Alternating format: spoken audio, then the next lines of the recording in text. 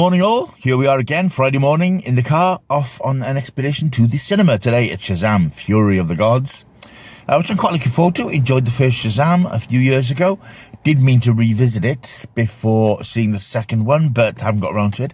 But I remember the first one well enough, so I think I'm okay with the story and the characters. I don't think it's going to confuse me too much. So yes, I shall report shortly on my view and opinion of Shazam, Fury from the Gods. See you in a bit.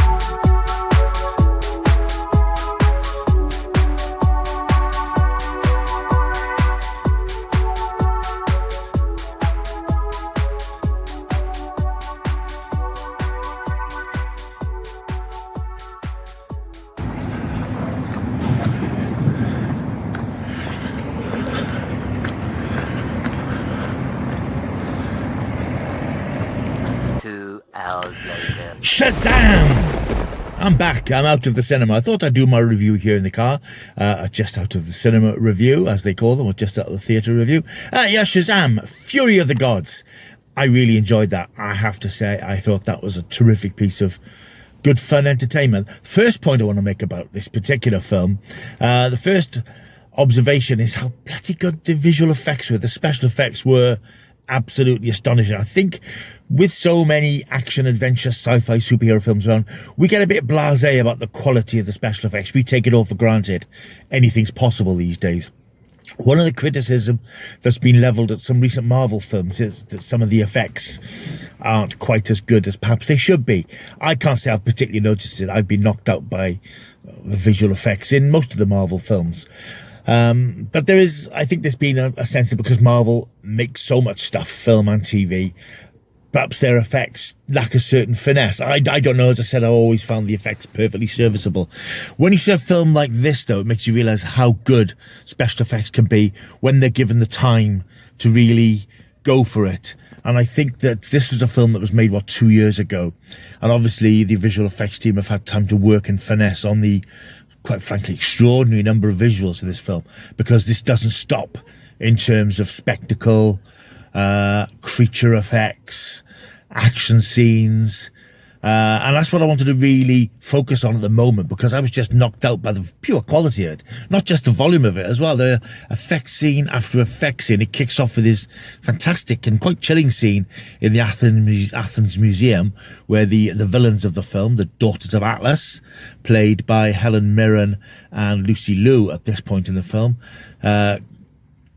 managed to rescue the staff, the film's MacGuffin, if you like, which is on display there, and effectively turn everybody in the museum to stone. It's a really powerful, fantastic scene. That's followed up very quickly by a scene where Shazam and his fam have to save people on a bridge in Philadelphia that's being destroyed. It's falling apart. Again, another astonishing scene with cars flying around and dropping into the water. Excellent flying scenes of Shazam and the characters. And these are scenes that are punctuated across the film. With the Daughters of Atlas, eventually, the plot is the usual convoluted sort of superhero stuff. The daughters want to take the powers from people who aren't deserving of them, basically Shazam and co. Played, of course, as usual, by Zachary Levi, with that sort of naive sort of charm that he has. And during the course of the film, there are some extraordinary monsters. And we're used to seeing extraordinary monsters in these films, but as I said, the effects in this film give them a real depth and texture that they sometimes don't have, because they look real. They look like animation, stop motion animation, if you like, which gives them an extra believability factor. And I think there are definitely nods here to the work of Ray Harryhausen when you see some of the many creatures which appear towards the end of the film, sort of Cyclops type creatures, flying horses, dragons. I mean, if you're a monster fan, you're not going to be disappointed with this. The dragon, the huge dragon that Lucy Liu ends up flying on, is just brilliant. The effects are absolutely top notch, and they lift the film out of what might have been a fairly generic sort of DC thing. But I have to say, this for me is the best DC film that they've done. And I think it's a shame that James Gunn, in moving forward now with his new vision for DC, probably won't be going back to Shazam, and probably won't be going back to this character and this style of film. And David F. Sandberg, who's directed this film with such panache and such verve and such humour, it's probably not as funny as the first film.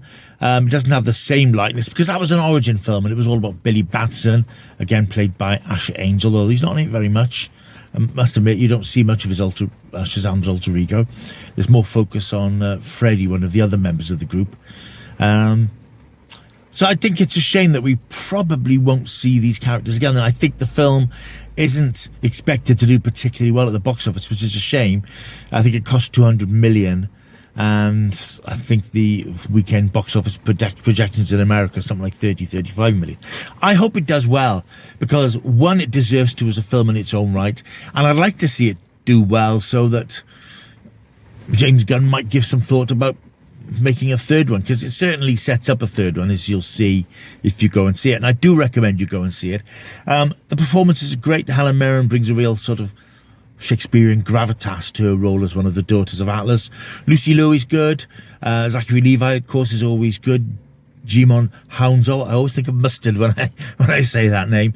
He's back as the old wizard who gave Billy his powers in the first place.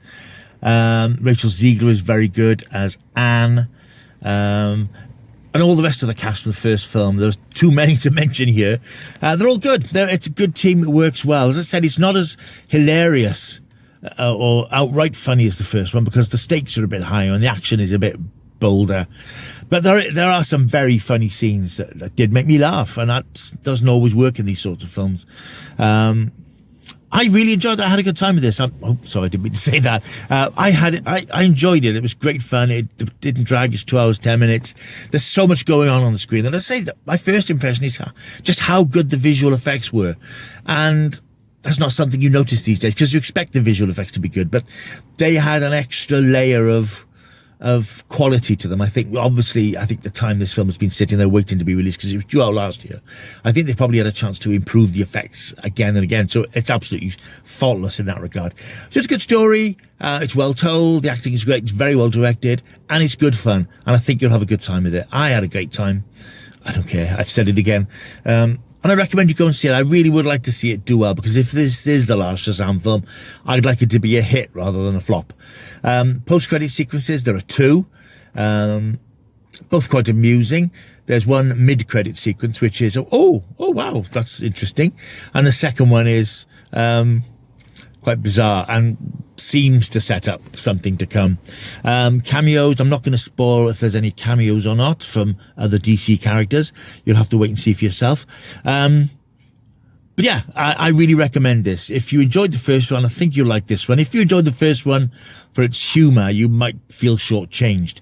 But if you want to see something genuinely spectacle that isn't Marvel, and I would say that this is the best superhero film I've seen on the big screen since Spider-Man No Way Home. We've had a lot of Marvel films since then, which I've enjoyed, but this was just great fun, thoroughly recommended. Because I'm holding my phone, I can't do the usual, but I'm going to give this 9 out of 10. I really enjoyed it. It's Shazam, Fury of the Gods is in cinemas now. Go and see it.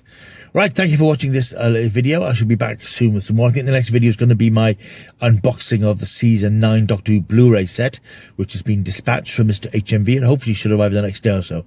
So stay tuned for that. Stay tuned for more videos. Until I see you next time, go and see Shazam and keep checking the stuff.